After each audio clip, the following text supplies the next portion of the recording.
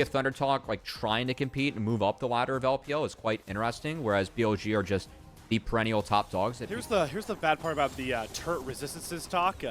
Trinity Force says, I don't care about your resistances to a turret. So then yeah, if he gets this wave in, I mean, Hoya's got to fight here, right? Or well, the E's down, so I think that is like okay. One more does it, and that is the most anticlimactic one. Lonnie and the Ashe, so Braum being a really supportive pick can be nice. For me, Thundertalk's just on a timer, at least in the team fight. I think it's really important they're able to get Yone ahead.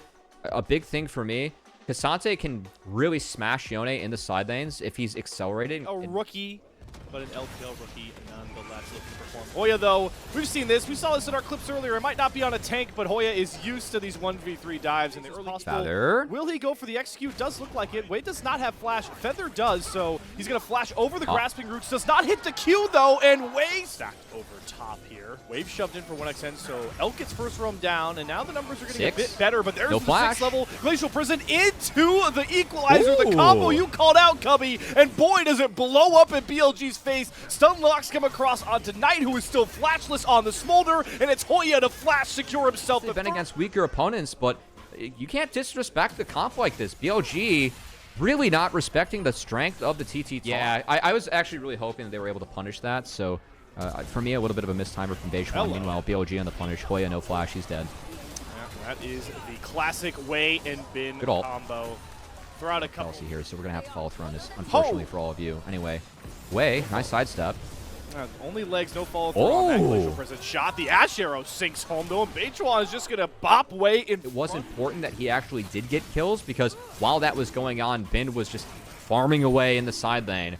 Bin is very... Wei and Elk 1xN and Satab trying to hammer home, but they just can't match the start that BLG got, so they'll grab that first turret, grab the feats of strength, and 6 grubs can be really big for a Yone comp. Again, Satab, he has options to go into the side lane. You're going into the Kanik Rookern, K'Sante, or a Smolder in the side. That's very... Satab as an X-Factor into a 1v1 against anybody at this point is really going to help them, especially when he called out the Blade of the Rune to be completed. But there's the combo again. Glacial Prison, Equalizer, On's health bar shredded. They're flashing on to Wei. On gets over the wall to save himself, but the same cannot be said for his jungler.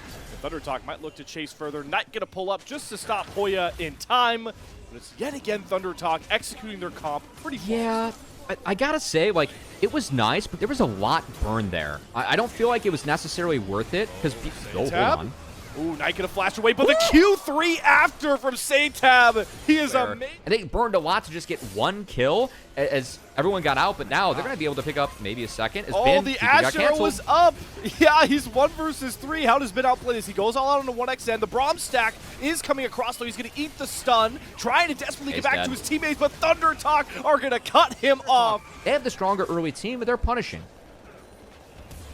Now that worry talked about in the silent. Hold on. They're just still finding catches here. Owen is way too far up near complete fog. He's going to gift another kill over 1xN. Going to grab that one. Beichuan looking for more, though. Lands a Glacial Prison on the way. Equalizer down as well. The grasping roots will not save him.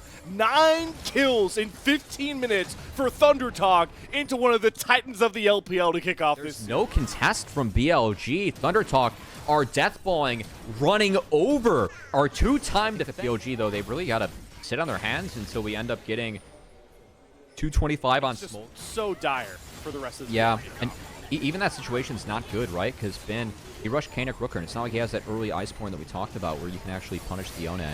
As, Glacial Prison.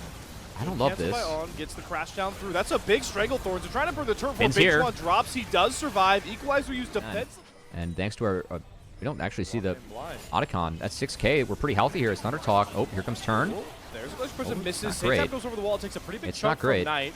So Thundertalk, bit discombobulated with their combos this time. Mom raking through as well. Otacon heal off. Thundertalk might actually just have to give this buff. Their big go button is down, but the Ash Arrow finds Own. In goes Satab with the Fate Sealed. Executes Wave before Voracious Otacon goes down. Satab is going crazy on the backline as he knocks Knight down once more. And now Bin is left with all of Thundertalk.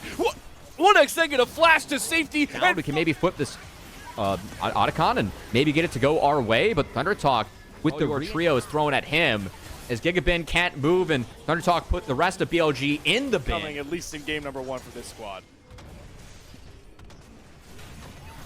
Man, I mean, I cannot believe what we're seeing with those wide. It's a good ult. Bin eats the Ash Arrow, equalizer down. Bingewan's flashing after Way. They're trying to knock him down, and he's just easily manipulated. Satab flies into the Fate Sealed. Elk is able to stay safe this time. Thundertalk have picked off the jungler. Baron has been reset. Hoya able to chunk on pretty low as well. So Thundertalk are just going to gear back up, reset, and start a Baron that feels even more free than before. Yeah, really nice equalizer there from Hoya. And Beishwan actually with the Warmogs, I will say, item has been slept on a little bit. Still really like it, especially in games where you do get ahead because you can have this play pattern, right? Take the skirmish, reset, get your health back, return to the objective. As BLG now TP force Baron at 6k, BLG have to do something. No smite. They're trying to use Gigabit himself to push their way through. He's trying to knock down Hoya, but the Baron is down. Owen is far too low. Going to try and crash himself out.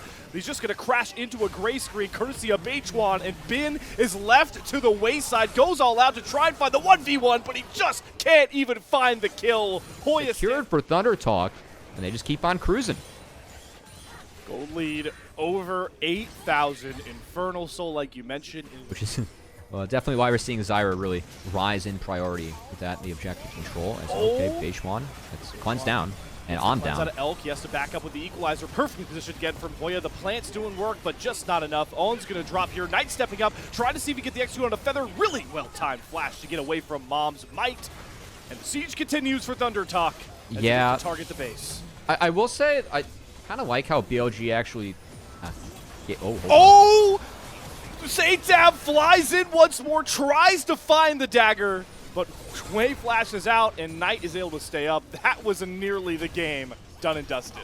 Yeah, I was going to say, I like how BLG is staying disciplined by just trying to play the base, because it is really tough for Thundertalk to break it. So yeah, that might have looked crazy from Satab, but they can't break this base playing standard, even with the lead that they have. So really like Satab actually throwing himself in there, finding a sum and trying to make a play. Meanwhile, though, Knight, things missing from Satab. Flash right over towards Knight, trying to cut him off. Beishwan is cut down. Good play. Now, BLG maybe have some breathing room as Knight gets himself to safety. They do lure a pick now. There's a teleport coming behind in the bot lane. Hoya's trying to push the tempos. They want to force out Wei. Flash ult from Beishwan does not hit, but they section Wei off from the rest of his squad. It's the same rinse and repeat method right now for Thundertalk. Wei drops first. Owen falls to the might of 1xN. And maybe they didn't need the team fight. Just a couple of picks, and Thundertalk are looking for more inhibitors. They did get him out of the base, right? And the disaster game for Wei kind of continues as 0-8-3. Wei being pushed, ran around the map by Beishwan. I think big story of game one is frankly, my MVP. It does go to probably Beishwan, even if Satab made the flashy plays.